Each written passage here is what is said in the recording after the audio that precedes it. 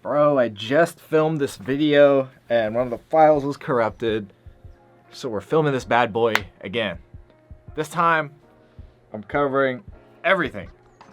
Everything. What's up, George Nation? Today I'm gonna do a deep dive in hypertrophy. If you're looking to get as big and as aesthetic as possible, you might wanna stick around for this video. I'm gonna be talking everything from rep, speed, volume, what weights to use, how to progress, and so many other things. So let's get into it. All right, so first off, we need to define what hypertrophy is. Hypertrophy is the training style where you just focus on muscle growth, just pure muscle growth. You're not interested in like weightlifting, like lifting heavier weights, like powerlifting.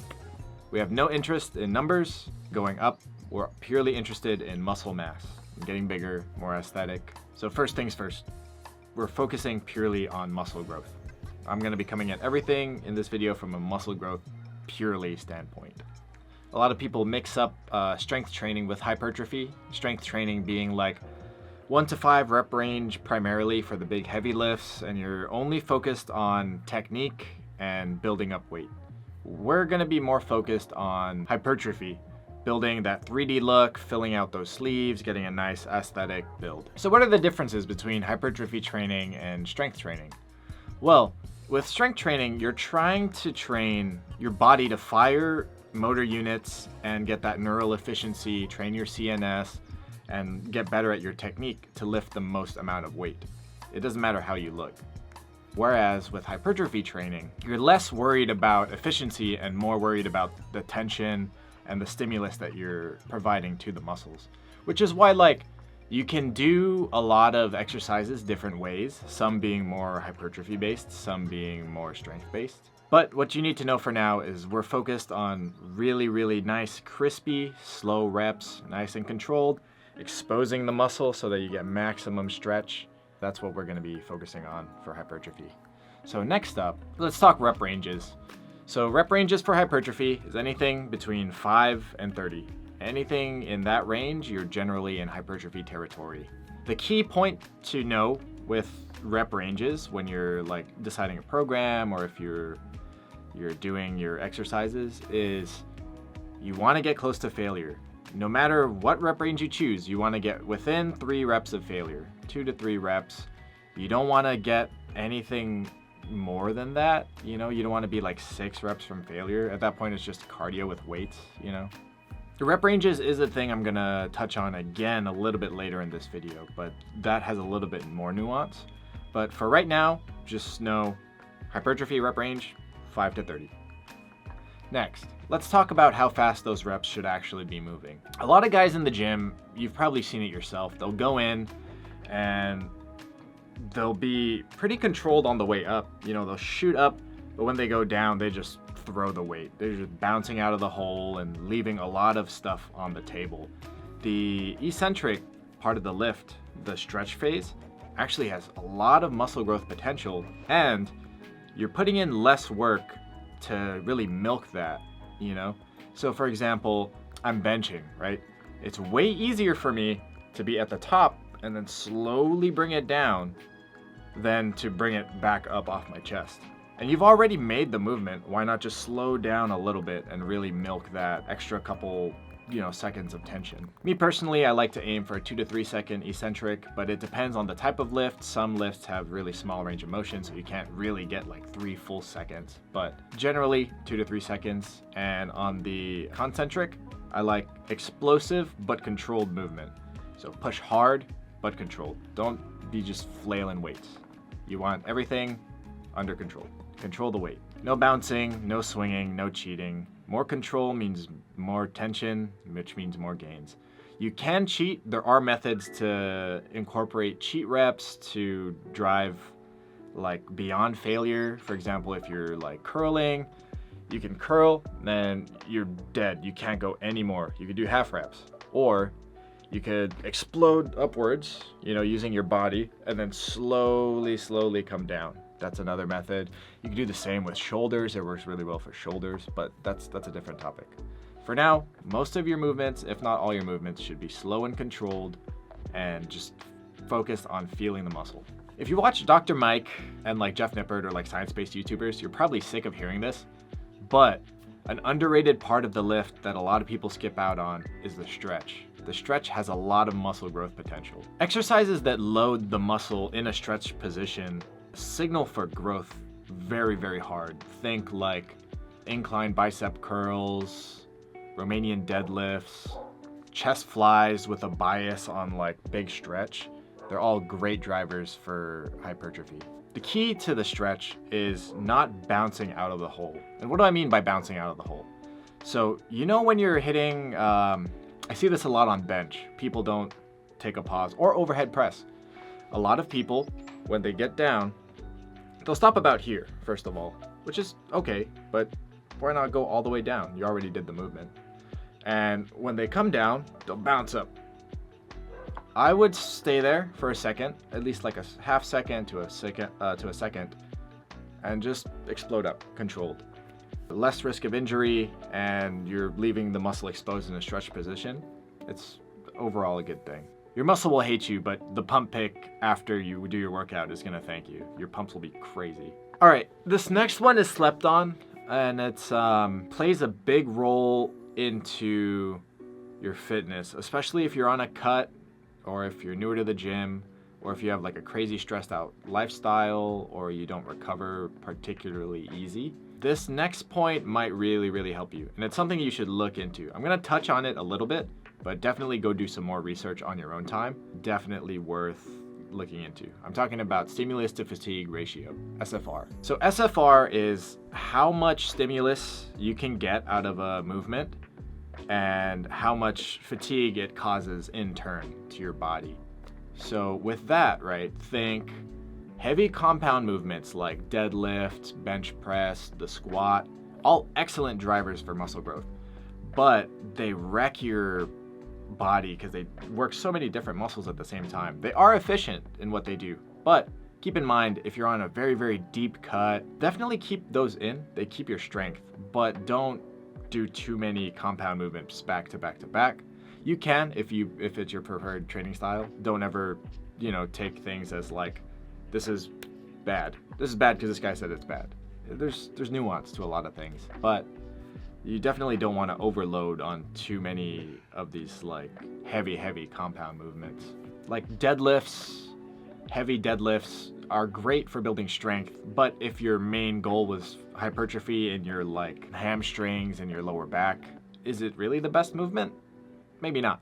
You might want to look into like more isolated movements. For example, like a bent over barbell row versus a chest supported T-bar row.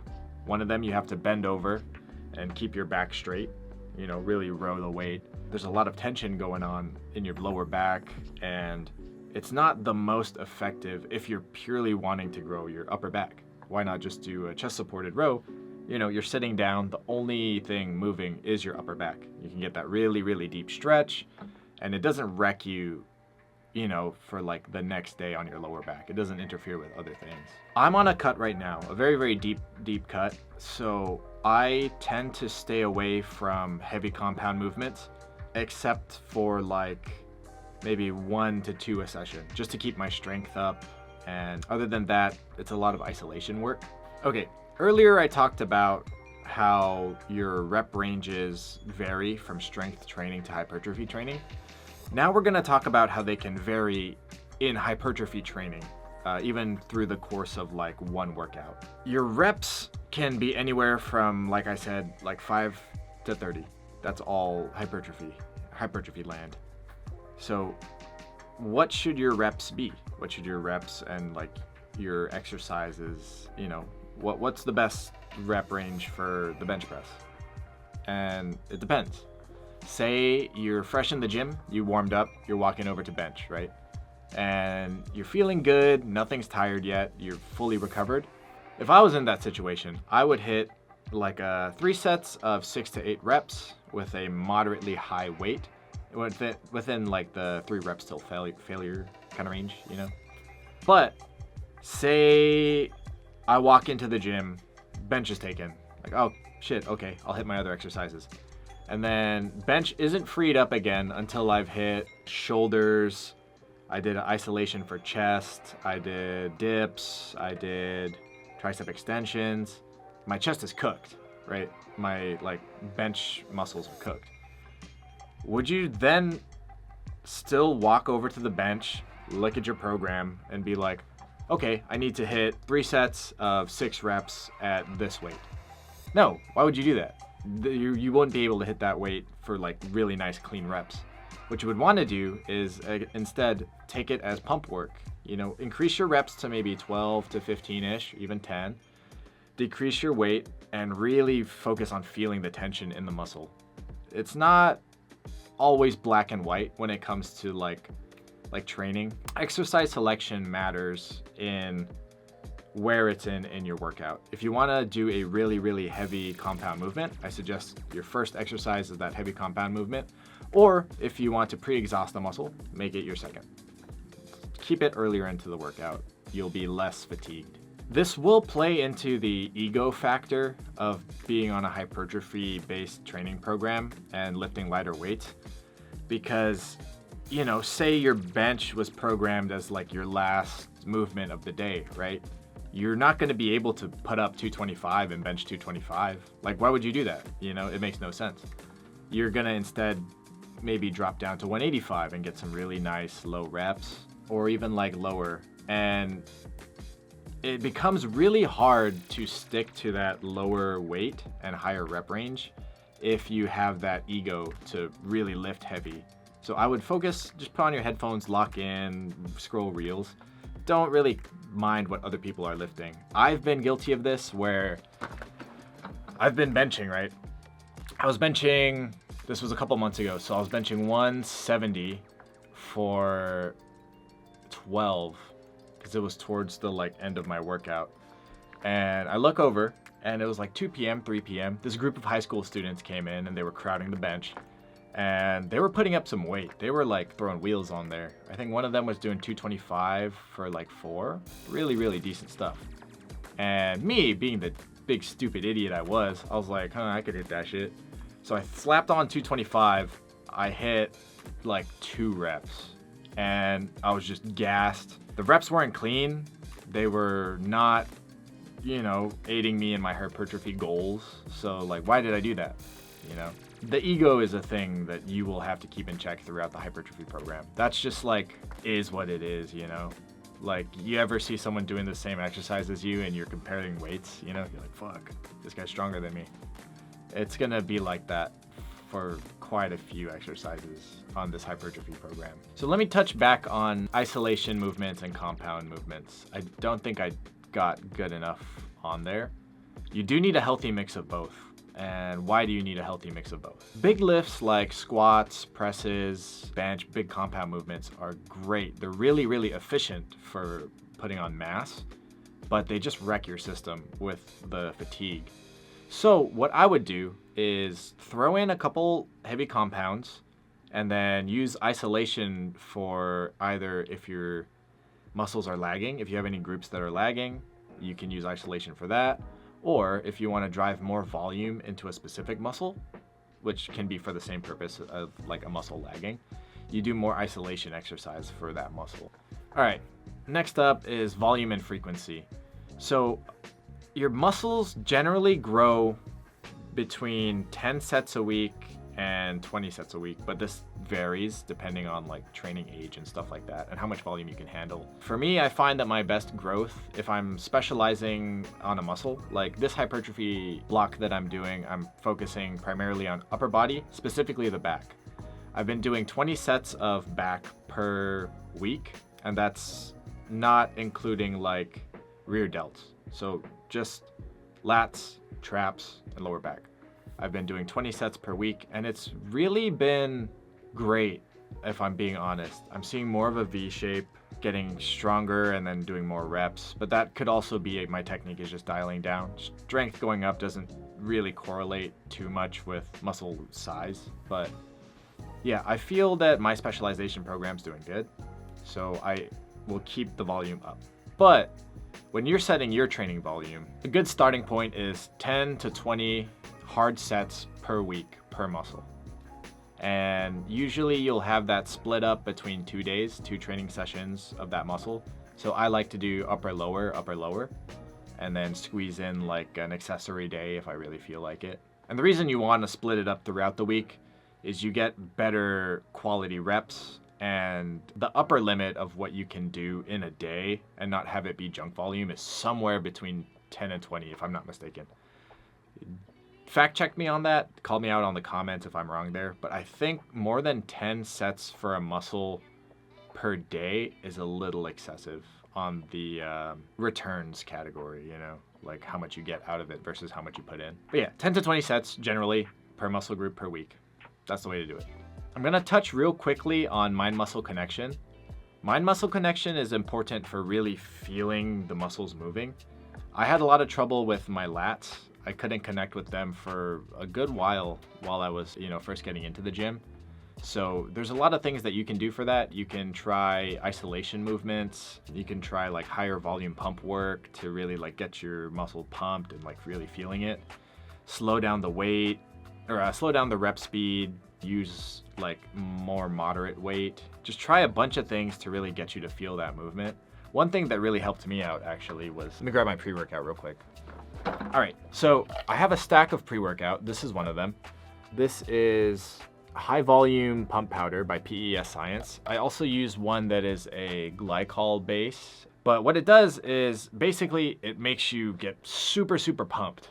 Like just purely transient gains in like the size of your muscles. So it swells them up real crazy. High volume pump powder by PES Science specifically is a vasodilator, but I believe they also have like a pump matrix in there, if I'm not mistaken. But yeah, it pumps your muscles really, really full of like blood and all this like fluid that you can really feel it. So I would take that on my back day and I would pre-exhaust my lats by doing single arm cross-body lat pulls and really bias my lats, and then go into like a lat pull down or like a seated cable row for like the real sets. I found that helped me. So take a similar approach to your other muscles. It might help you out. That was just a little tip out of my tool bag. Let me know if it helps you guys out. But what it comes down to is really slow your reps down and just think about the muscle contracting and stretching and really, really feel every second of the lift. It'll help with the mind-muscle connection. All right, let's talk rest. I prefer to rest 3 minutes between exercises. Sometimes I'll bump it down to 2 if I'm doing, say, like isolation movements. You don't really need the long rest. But on your heavier compounds, I would rest 3 minutes. And what you want to do with your rest timing is you want it to be enough so that when you hit that next set, it's not just like these half-assed, rushed, like just pump set.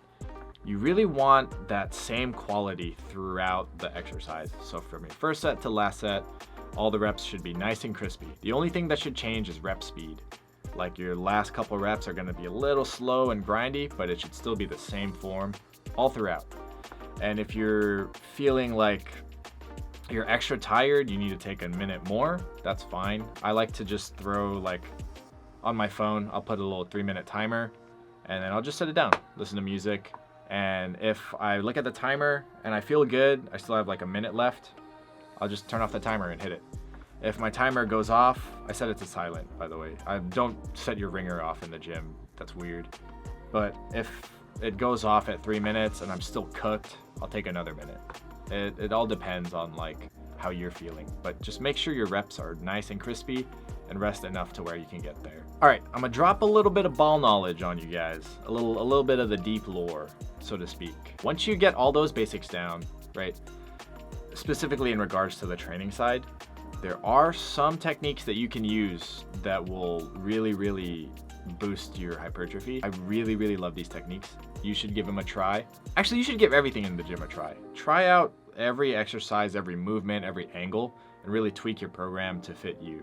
If you take away anything from this video, it's that. That's like the golden goose egg. Like, take that piece of advice, put it in your head, and then just remember in the future, like, Say you're doing lat pull downs, and then there's a different bar this time. Don't just go default to your old bar. Try it out. Give it a couple reps. Like, maybe you'll find something you really like. But that specifically is really solid advice. Here's some secret sauce. I'll throw out a couple different like styles that you can try out. First one I'm gonna say is drop sets. Drop sets, basically, you go to failure, you drop the weight, and you go for as many as you can again, drop the weight, do it again. It really fries your muscle and gets you a massive pump. Another one you could do is myo-reps. I'm a big fan of myo-reps, though I can't lie, I'm kind of a bitch when it comes to myo-reps because they're just crazy. Like, if you really want to just destroy your muscles, actually, if you hate yourself, go do like a pendulum squat or like a hack squat and do myo-reps. Myo-reps are basically you take a weight, slap the weight on, warm up first, obviously, and you do what's called an activator set or an activation set. You basically hit a number, so say 15. You do 15 reps, and this is like a moderate weight. It's like 15 reps is your upper limit, right? You do that activator set, then you rest for like 5 seconds, like 5 to 10 seconds, and then you hit a mini set. So like, say you hit 15, right? Rest for 5 seconds, you're cooked, you're almost at failure. Then you hit 3 to 4 more, and then you rest, and then you hit like 2 more, and then you hit 2 more, and then maybe you could squeeze out 3, and then like another 2. And you keep going until you match that original set number. It's crazy. It'll fry your fucking legs, dude. Give it a shot. I would do it with machines. If you're gonna go try this out and really go to failure and push yourself, hit it on machines. It's easier than free weight to fail. For bench, hit a chest press machine. Don't go and use the Smith machine. Don't use the Smith machine, because what happens when you're I'm talking from experience, by the way. When you're benching, right? You're feeling good, and you stop, take that pause, hit it again. And when you get to that last rep, what do you do when you're pinned? You're cooked. You have the latch, right? But you can't latch it because it's just sitting on your chest and you look like an idiot needing a spot on the Smith machine. All right, something similar to myo-reps that I personally do is rest pause. So I try to train hard whenever I'm in the gym. And sometimes, you overestimate what you can do and you end up, hitting failure. So say you're on your third set of, let's say, overhead press. You're on your third set of overhead press and you're supposed to hit 10 reps, but you hit 6 reps and you're completely at muscular failure. Set the weight down, wait 5 to 10 seconds, and then hit it again. And you'll most likely be able to get 3 to 4 reps and then hit it again and then get that last rep. I like to do that personally just because I don't want to leave anything on the table. It's kind of going above, like, beyond failure, but for me, it's something that works really well. Something to consider. And with these tools, right? These are tools in your tool belt. Don't spam these for everything. You'll get burned out really bad. Or do. Maybe you're just a beast and, like, I'm kind of a bitch. You know what I mean? We're going to take a step away from training in the gym now, and we're going to talk outside the gym.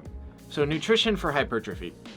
You can't grow efficiently if your nutrition is not dialed in. And so the key takeaway here is with hypertrophy, I don't know if you're cutting or bulking, right, your phase, but stay within 0.8 of a gram to 1 gram per pound of body weight, or if you're a bigger dude, 1 gram per pound of lean body mass. You can look up a calculator and do all of that stuff.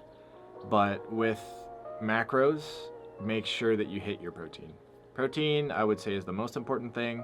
Then calories, ideally, if you want to build the most amount of muscle, you would be in a slight caloric surplus. But that's going into bulking territory and talking about diets, so I'm not going to cover all of that today. Hit your protein. Get your protein. It'll help with recovery. Also, carbs. Eat a good amount of carbs. Like, look up a pre-workout meal, like what you should do for pre-workout meals type of deal, like what the ideal macros are and stuff like that. I can't speak too much on nutrition in this video, mainly because it's not like I'm not going to go into like cutting nutrition and bulking nutrition and maintenance. I'll save that for another video. But what it boils down to is, like, no supplement is going to cover for bad nutrition. You can't out-train bad nutrition either, because you don't build muscle in the gym, you just signal it to grow. And on that, don't go crazy in the gym. I know it's like, you know, you're starting your hypertrophy phase, you want to get really, really big, really, really fast. Don't overtrain it and take proper time to rest. You'll just end up burning out if you just keep spamming sets. It'll lead to junk volume and all that stuff. And like, I don't believe in overtraining. I believe in under recovering. So if you can do it, you know, that's perfectly fine. If you're recovered enough for your next session, by all means, go for it. But for the general population, don't go crazy. Like, take your time to rest. Touching on the mindset of a hypertrophy-based program, don't sweat. Like, you're gonna mess up your macros some days. You're gonna mess up your reps. You're gonna mess up just along the way. I guess this is just general fitness advice. Don't give up. It's okay. Like, shit happens. I've had gym days where I've gone in, done some bullshit sets, realized that I'm not really in it, and then I've left the gym. You know, I've kind of gone past that now, but it happens. It's natural. The dude who sticks with it through all the shitty days and like bounces back is gonna grow more often than not, more than the dude who's super in it and then burns out and stops going to the gym. It's just the nature of the industry. All right, that's been the hypertrophy deep dive. If you guys made it this far, thanks for watching. Ethan, if you're doing Stairmasters and you're worried the video is going to come to an end, don't worry. I'm about to tell a story after the credits, or after the outro rolls, so stick around. But just remember, consistency over perfection, tension over ego, and make sure to recover. Recovery is important. All right, story time. So when I was newer into hypertrophy training, and really like slowing my reps down, like one of my first weeks, I slapped on 225, because 225 used to be my working weight. I used to do a top set of 225 for like 4, right, on bench, because that was my top set. And then I would back off to 205 to really do my like reps. But one day, right, hypertrophy training.